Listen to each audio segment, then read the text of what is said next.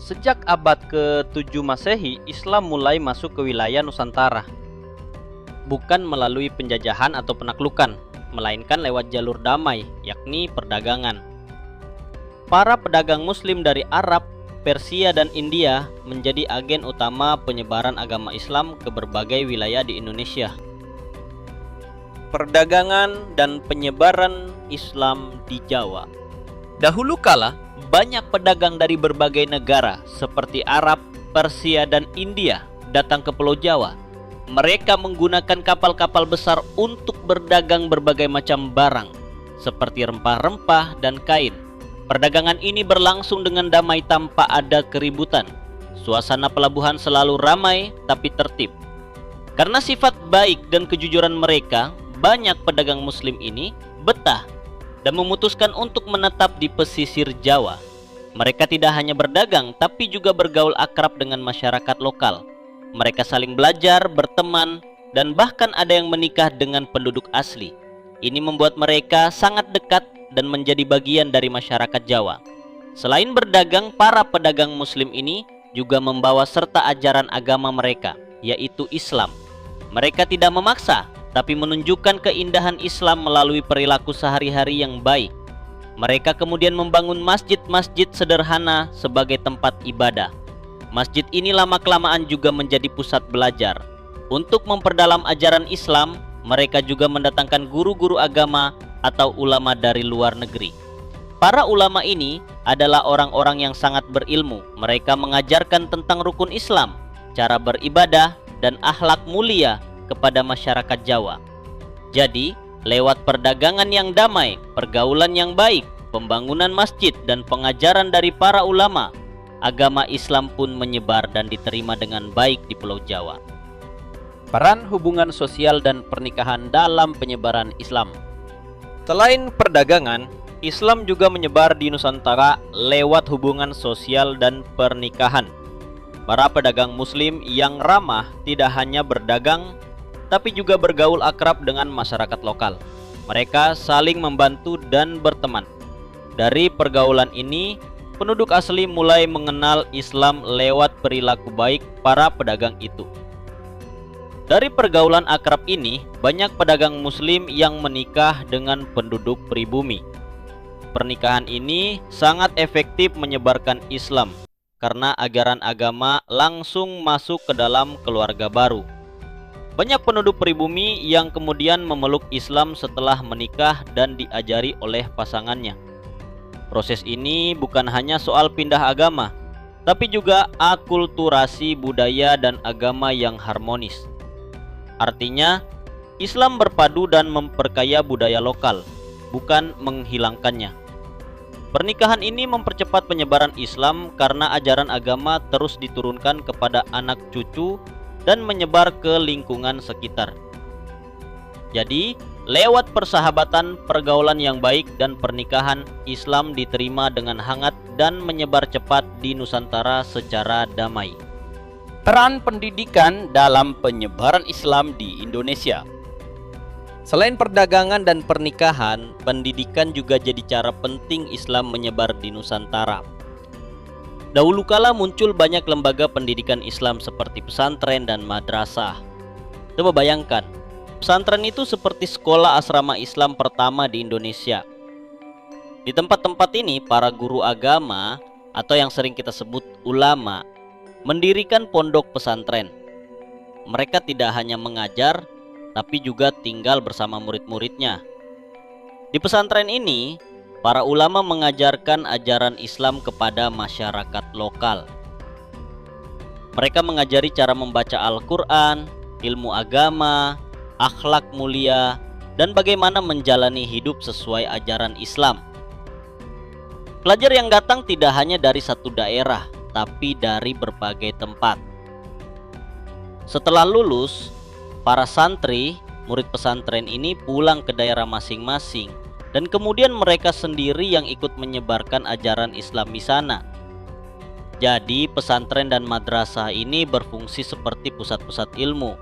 Dari sinilah pengetahuan tentang Islam disebarkan secara terstruktur dan mendalam ke seluruh pelosok Nusantara. Lewat pendidikan inilah Islam semakin kokoh dan berkembang di tengah masyarakat. Peran umat Islam dalam perjuangan bangsa.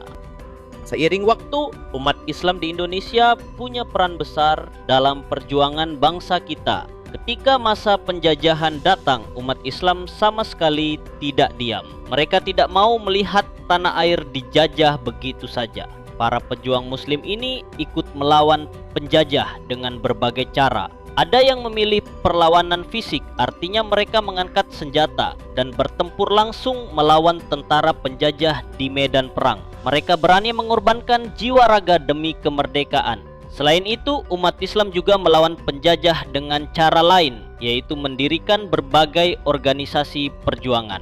Organisasi-organisasi ini bisa berupa perkumpulan politik, sosial, atau keagamaan yang tujuannya sama, mempersatukan rakyat untuk melawan penjajah dan meraih kemerdekaan. Mereka menggunakan kekuatan ide, strategi, dan pendidikan untuk membangkitkan semangat perlawanan. Jadi bisa kita lihat kalau umat Islam adalah bagian penting dalam sejarah perjuangan Indonesia melawan penjajah, baik lewat pertempuran langsung maupun lewat kekuatan organisasi dan pemikiran.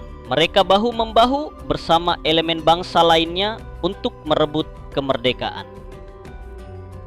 Pahlawan Muslim dalam perjuangan kemerdekaan. Sejarah Indonesia mencatat banyak pahlawan hebat, dan di antara mereka ada tokoh-tokoh Muslim yang sangat berperan penting dalam melawan penjajah. Mereka tidak diam saja melihat bangsa kita tertindas. Coba bayangkan nama-nama besar ini. Ada Pangeran Diponegoro dari Jawa, seorang pemimpin perang yang gagah berani melawan Belanda. Lalu dari Aceh ada Tuku Umar dan Cut Nyak Dien, pasangan suami istri yang tanpa kenal lelah memimpin perlawanan sengit. Mereka semua adalah contoh nyata tokoh-tokoh Muslim yang mengobarkan semangat jihad. Jihad di sini bukan berarti perang sembarangan, melainkan perjuangan suci untuk membela tanah air dan agama dari penjajah. Mereka memimpin rakyat, menyatukan kekuatan, dan bertempur habis-habisan demi satu tujuan, memperjuangkan kemerdekaan Indonesia. Jadi, para pahlawan Muslim ini adalah bukti bahwa semangat keagamaan juga bisa menjadi pendorong kuat untuk membela bangsa dan negara dari penjajahan. Kisah mereka mengajarkan kita tentang keberanian, pengorbanan, dan cinta tanah air. Organisasi Islam dan semangat kebangsaan. Menjelang kemerdekaan Indonesia, ada dua organisasi Islam besar yang punya peran sangat penting. Mereka adalah Muhammadiyah dan Nahdlatul Ulama, NU. Muhammadiyah didirikan oleh KH Ahmad Dahlan pada tahun 1912. Sedangkan Nahdlatul Ulama, NU, diprakarsai oleh KH Hasyim Asy'ari pada tahun 1926. Kedua organisasi ini muncul di masa-masa sulit saat penjajah masih bercokol di Indonesia. Mereka bukan hanya fokus pada agama. Muhammadiyah dan NU berperan besar dalam memperkuat ajaran agama Islam di tengah masyarakat. Mereka mendirikan sekolah, rumah sakit, dan panti asuhan, semuanya berlandaskan nilai-nilai Islam. Selain itu, yang tak kalah penting, mereka juga menanamkan semangat kebangsaan. Mereka mengajarkan pentingnya mencintai tanah air, persatuan, dan perlawanan terhadap penjajah. Jadi, kedua organisasi ini menjadi benteng bagi agama dan sekaligus penyemangat perjuangan kemerdekaan bagi rakyat Indonesia. Peran Serikat Dagang Islam dalam perjuangan. Ada lagi organisasi penting di awal abad ke-20 yang didirikan oleh umat Islam. Namanya Serikat Dagang Islam. Organisasi ini didirikan oleh Haji Samanhudi pada tahun 1905. Nantinya organisasi ini berkembang dan namanya berubah menjadi Serikat Islam. Awalnya tujuan utama organisasi ini adalah memperkuat ekonomi umat Islam di Indonesia. Zaman itu, pedagang pribumi Muslim sering kalah saing dengan pedagang asing yang didukung penjajah. Jadi, Serikat Dagang Islam membantu para pedagang Muslim agar bisa bersatu dan maju bersama. Namun tujuan mereka tidak berhenti di situ. Serikat Dagang Islam juga punya peran besar dalam menentang dominasi penjajah. Mereka sadar bahwa penjajah bukan hanya merugikan ekonomi, tapi juga menindas rakyat. Peran mereka dalam menggerakkan kekuatan rakyat tidak bisa dianggap enteng. Mereka berhasil menyatukan banyak orang dari berbagai kalangan untuk punya semangat melawan penjajah. Serikat Islam menjadi salah satu kekuatan besar yang menanamkan kesadaran kebangsaan dan keberanian untuk melawan penindasan. Warisan perjuangan umat Islam hingga kini. Sampai saat ini, warisan perjuangan umat Islam di Indonesia masih sangat terasa dalam kehidupan kita. Apa yang sudah mereka lakukan di masa lalu masih punya dampak besar sampai sekarang.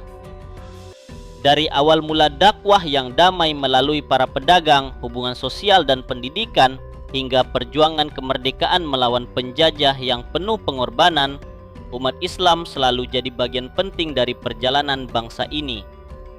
Mereka telah memberikan banyak sumbangan besar. Hasilnya kita bisa menikmati Indonesia yang merdeka dan berdaulat. Artinya kita bebas mengatur negara sendiri tanpa campur tangan bangsa lain. Dan yang terpenting, umat Islam akan terus berkontribusi dalam membangun bangsa Indonesia menjadi negara yang tidak hanya maju, tapi juga punya rakyat yang berakhlak mulia, yaitu punya moral dan budi pekerti yang baik.